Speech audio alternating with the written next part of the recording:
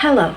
On this occasion, I will be presenting about employment agreement as part of fulfilling the requirement for the final semester examination in the legal English course.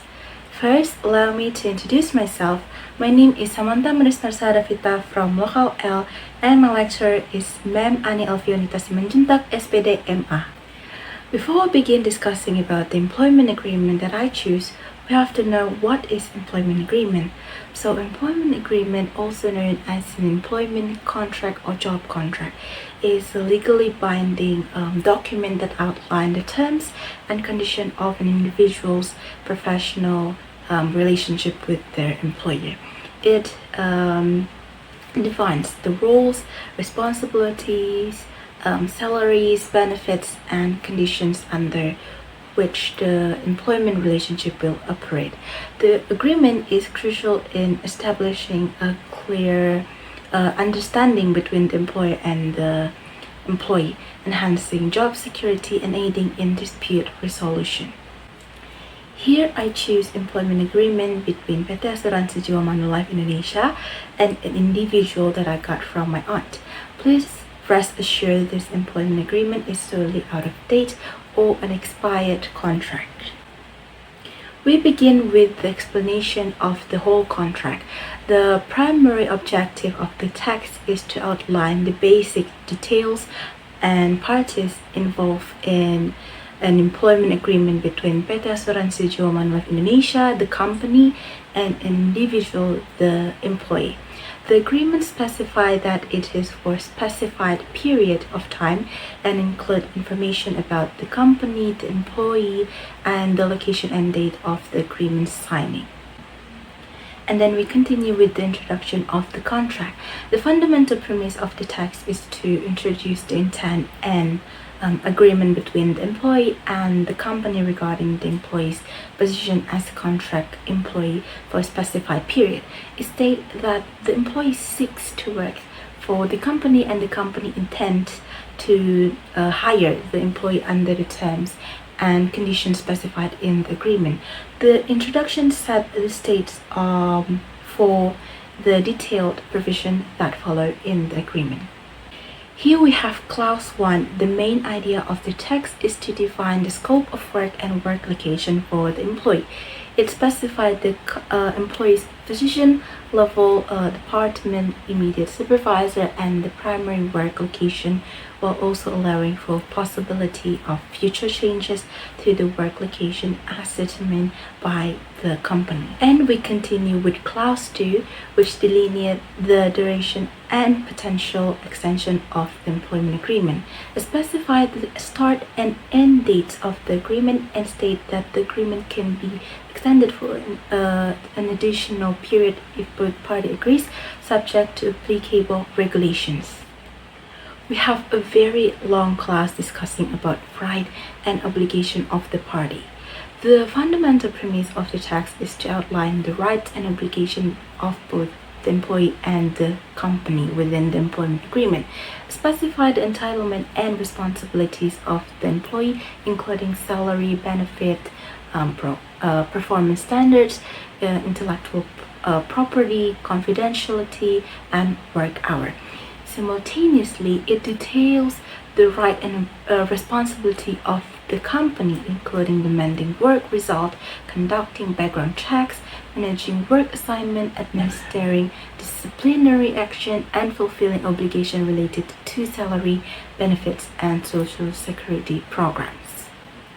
Here there is the clause 4, which the main idea of the text is to detail the compensation package for the employee. It specifies that the employee will receive a gross salary consisting of basic salary and fixed allowance paid monthly.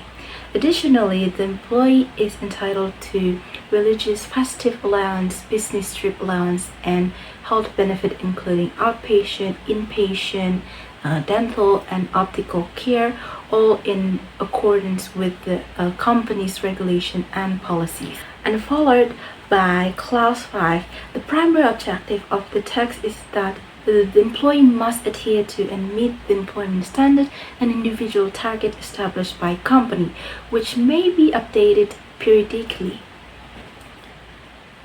Here is Clause 6. The fundamental premise of the text is to outline the employee's consent and company's obligations regarding the handling and protections of personal data.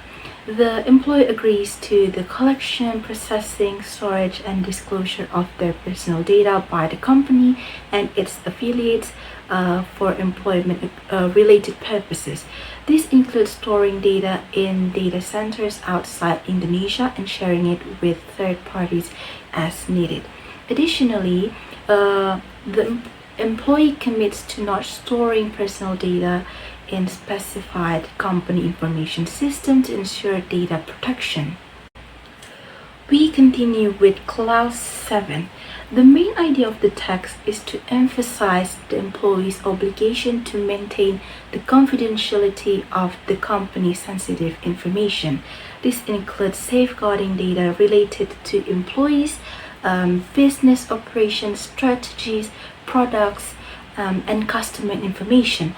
The employee must not disclose any confidential information to third parties without the company's written consent or legal requirement. These confidentiality obligations remain in effect even after the termination of the employment agreement. Clause 8. The primary objective of the text is to establish a prohibition on the employee from soliciting or encouraging co-workers to join another company, either directly or indirectly, after the employee resigns or the employment agreement is terminated. This prohibition remains in effect even after the employment relationship has ended. With another very long clause that discusses about termination of agreement. The fundamental premise of the text is to outline the various conditions under which the employment agreement can be terminated. The agreement terminates upon the employee start at the end of the contract term if the employee resigns with proper notice, or if the company terminates the employee for specific reason, such as failing background checks or training, providing false information, disclosing confidential information, breaching the agreement, prolonged absentee, severe misconduct, inappropriate action, or conflict of interest. It also mentioned that termination can occur immediately upon a binding court decision and waive the requirement for a court decision to cancel or terminate the agreement. The main idea of Clause 10 is that the company will provide compensation pay under specific circumstances upon the end of the agreement term, upon extension of the agreement, or if the employee terminates the employment early, the amount of compensation is terminated according to prevailing law and regulation. And if the employee resigns early, compensation is calculated based on the salary until the agreed termination date. This provision is contingent on existing regulations.